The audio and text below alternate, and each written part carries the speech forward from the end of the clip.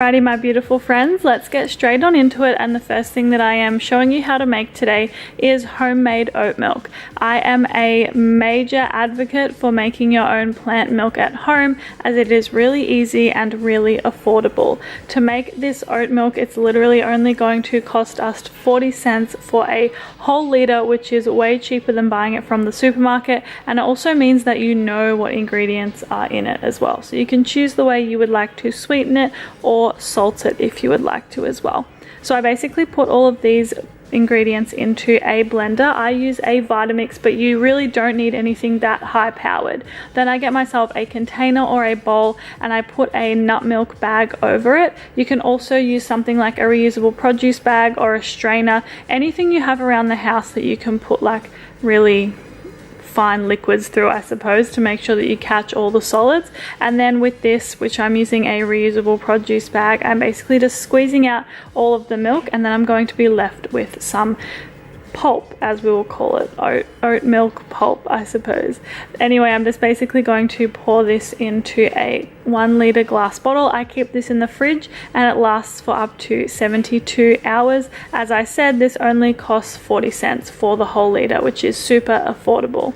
Moving on to the second thing we're making today, which are some oat, banana and peanut butter breakfast bites. And we are going to use the leftover oat milk pulp. I always recommend using the leftover pulp from any plant milks in some way. Then we're going to get a bowl and we're going to combine all of these ingredients together. So we're using the oat milk pulp, as I said, as well as mashed banana. Then we're also using some crunchy peanut butter. With peanut butter, I always buy the one that is the most affordable but also has the least amount of ingredients, like nasty ingredients, you know. Then I also added in some more oats and some sweetener, and I mixed it all together until it was really well combined. Again, this is something you can add extra things to if you would like to, but this is just a really simple and affordable way to make an on-the-go breakfast. I basically roll them into balls and then pat them down onto some baking paper onto a baking tray, and I bake this in the oven for about 20 minutes. You just want to make sure, as you can see, that they're nice and golden. That's basically how you want them to be, so that they're going to be hard on the outside but still have a bit of a soft inside. I put them all onto a baking tray to cool, and as you can see, they're nice and crispy but still really soft on the inside, which is exactly the texture that we want from breakfast bites, in my opinion. So in total, this cost $2.20, and it would definitely make more than one breakfast. These breakfast bites, I'd probably eat like 4 or 5 for breakfast. So yeah, this could last you a couple of days, or you could double the batch to make more in advance. The next thing we're making today is chickpea scramble. I make chickpea scramble quite frequently, and it is a very affordable way to have breakfast, and you can sort of make it as cheap or as expensive as you like. As usual, I always put the chickpeas into a bowl and I mince them up with my hands just to get that scramble sort of texture, I suppose. I then added in some oat milk, which gives it more of a creamy texture. And this is the part where you can add things that you don't necessarily need but will give it more flavor. So I like to add oil, salt and pepper. You can also add herbs, vegetables, basically anything that you feel is going to enhance the flavor for you and fits within your budget. Once it's all fried up, I fry it up for like 5 minutes. I can do it for longer if I like, but I like it when it's got this really nice soft scrambly texture.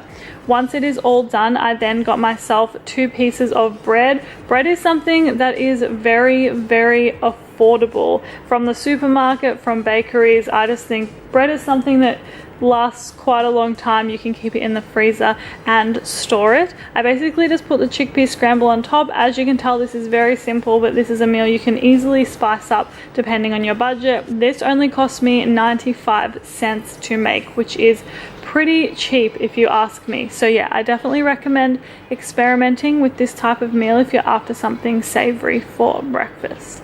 Moving on to our final thing, which this is my favorite of all. I'm not even gonna lie about it. We're gonna make some vegan French toast, and we're starting with mashed banana, some oat milk again, and then also some vanilla. This is optional, and again, you could use different sweeteners if you would like to. I mix this all together until it is relatively well combined.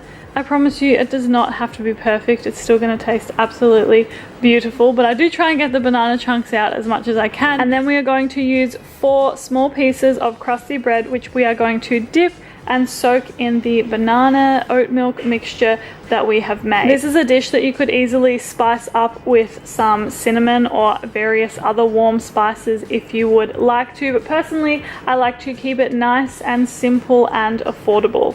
Once I have rolled all of my pieces of bread in the mixture, I am then going to fry them up in a frying pan. You could also bake them if it's easier for you, but frying is more efficient. And as you can see, they end up nice and caramelized and toasted and absolutely beautiful. And then I like to top this with a poached yellow nectarine. They are in season at the moment, so it only brings the total of this meal to $2.20 here in Australia. Again, I would always recommend using fruits that are in season.